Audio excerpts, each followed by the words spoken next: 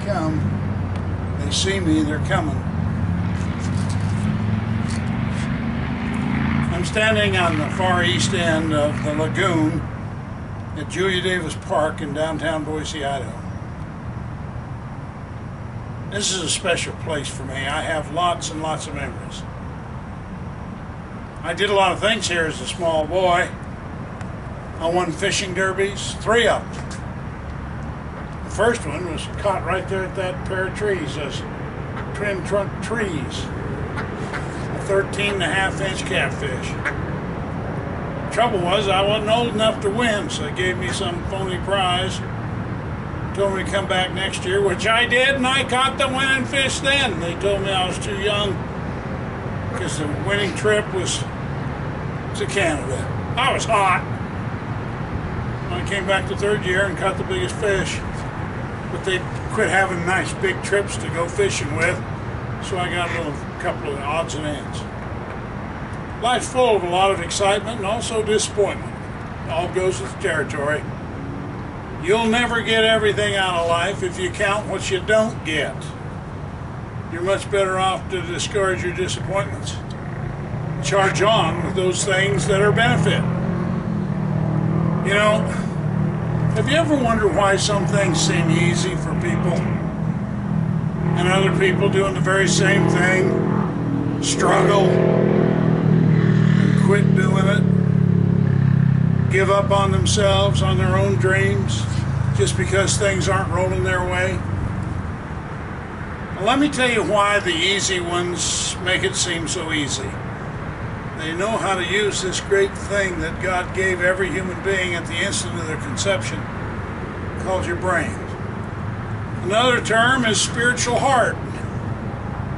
It's your communicative link between you and your Creator, Father God. Most people never ask their brain to do anything other than what it did yesterday. And so they back and forth, home to work, work to home to work, 365 days a year. Totally bored on the big broad road to nowhere, and never give this great assistance a chance to work in their behalf. It's called the subconscious mind. It's the largest portion of your brain, represents somewhere around 80% of the brain's capacity, 80 to 90%. The other is the frontal part of your mind. Subconscious in the rear, frontal part, that's your conscious mind, that's where you do most of your thinking. But the whole show is run by your subconscious mind. And when you learn about that and how to properly use it and put it into play, you just took light years off the time it's going to take you to get to where you want to go. Oh, but Dave, that requires study. Yeah, that requires reading. That requires knowledge. You got to learn about it before you can ever put it to work for your behalf. Now the question is, do you want it? Because if you just would like to have it, you'll never get it. It's when it becomes a burning desire that you have to have it that you'll quit playing games and start understanding God's laws of success. He talks about it all throughout His Word. That's why it's so vitally important, and I do it all the time whenever I get a chance, is to stop at those places that have significance for you, that are good vibes, if you will, that make you feel good about what you did at a location, in a quiet setting where you have some real opportunity to sit and think. Not details, but big picture stuff. Where am I going with my life? What is my dream for myself and what I want to accomplish? What is it for my marriage? What is it for my family?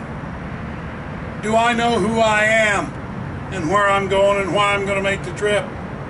Am I willing to pay full price? Those are pretty heavyweight questions.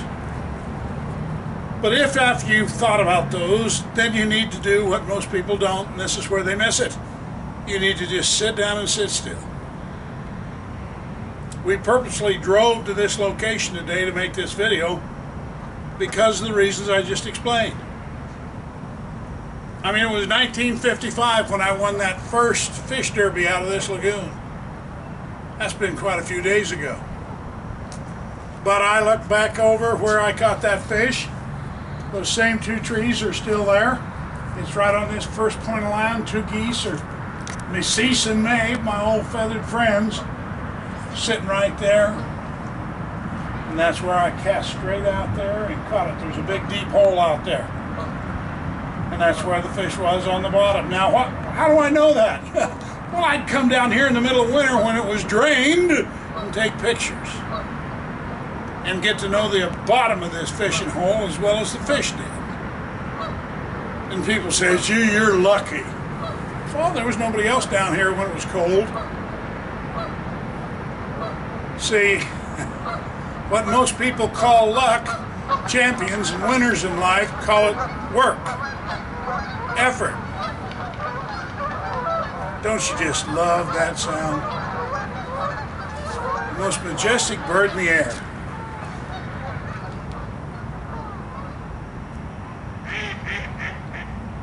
I just like the outdoors. I like the outdoors because I've spent a lot of time in it. So when you sit down and make yourself totally quiet and allow no interference in your life, the longer you sit, the more ideas will come from your subconscious mind to the frontal lobe, to the conscious mind, where you can make decisions and think at greater depth.